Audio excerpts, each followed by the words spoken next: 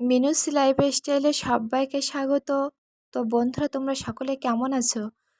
তো আমি আজকে খামারের পাশাপাশি যে আমার একটা জমিতে আমি মাছ চাষ করি সেটাই তোমাদের দেখাবো।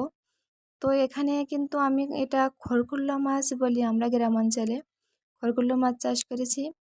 তো এখানে শুধু খড়কুল্লা মাছ না, এখানে রুই মাছ আছে, কাতলা মাছ আছে, তারপরে মৃগেল মাছও আছে।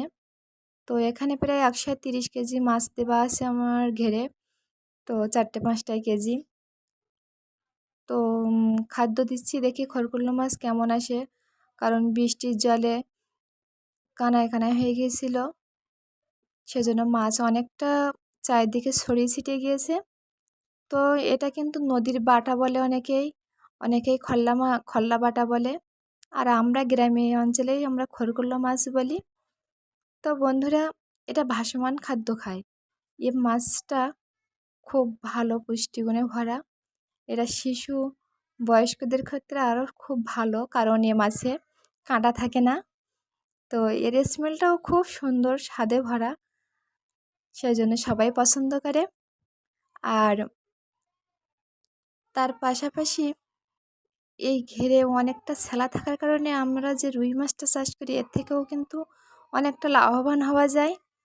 তো বন্ধুরা, আমি কিন্তু ঘেরের পূব সাইডে চলে আসলাম, কারণ আর সব জায়গায় ঘেরের শ্যালা ভরা। রুই মাছ ওরা সেলাই খাইয়ে বড় হবে। তো এই সাইডটা একটু ফাঁকা জায়গা দেখে এখানে আসলাম খাদ্য দিতে। তো আমি কিন্তু কোড়া দিচ্ছি, কারণ এরা ভাসমান খাদ্য খায়। তো এই মাছের দামটা কিন্তু সারা বছরই ভালো থাকে, কারণ এই মাছ বড় সাইজের হলে একটু দাম বেশি, ছোট সাইজের একটু দাম কম, কিন্তু মাছটার দাম কোনো দিন পড়ে না, ভালোই থাকে। সেজন্য এর থেকে লাভের আশা করা যায় ভালো। তো বন্ধুরা, উদ্যোগ যদি নিতেই হবে তাহলে সামান্য পুঁজি নিয়ে উদ্যোগটা নিতে হবে, যেমন আমি নিয়েছি। তারপরে কর্ম করে যাই, ফলের আশা তো করব, যা হয় হবে। তো বন্ধুরা, এখানে কিন্তু সবাই আমরা ঘের চাষি, সবাই ঘের চাষ করে। তো দেখো এখানে সব ঘের আর ঘের চারিদিকে, বাড়িগুলো কিন্তু অনেক দূরে সবার। তো বন্ধুরা, আমার এই ভিডিওটা যদি ভালো লেগে থাকে তাহলে অবশ্যই আমার পাশে থেকো, এটাই বলবো। আর গ্রামে বাড়িতে সব কাজকর্ম করে খামার দেখে আবার ওই মাছের খাদ্য দিতে আসা, বিকেলে কিন্তু আমি মাছের খাদ্য দেই। তো যদি তুমি গ্রামে সাফল্য অর্জন করতে পারো তাহলে তোমাকে সবাই ভালো বলবে।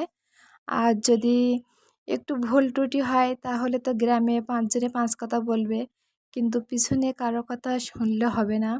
কারণ ব্যবসা করতে গেলে লস লাভ তো হবেই, সেটা তো সবাই ব্যবসায়ীরা জানে।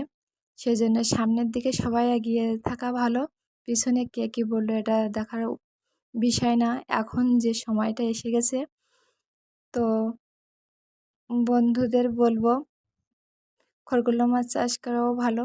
আর আমার যে স্বপ্নটা আছে, যেখানে একটা মাছের খামার করব, তো সৃষ্টিকর্তাই বলতে পারবে যে আমার এখানে মাছের খামারটা কবে হবে। তো আগে আমার খামারে মুরগির বয়স কিন্তু আজকে 5 দিন। তো বন্ধুরা, আমি একজন সামান্য একটা আর কি গ্রামের বউ কি মেয়ে বলতে পারো। তারপরেও আমি সবসময়ের জন্য উদ্যোগটা নেই ভালো দেখে, কারণ চিন্তা ভাবনাটা ভালো রাখলে অবশ্যই ব্যবসায় ভালো কিছু আসবে, এটাই আমি বিশ্বাস করি।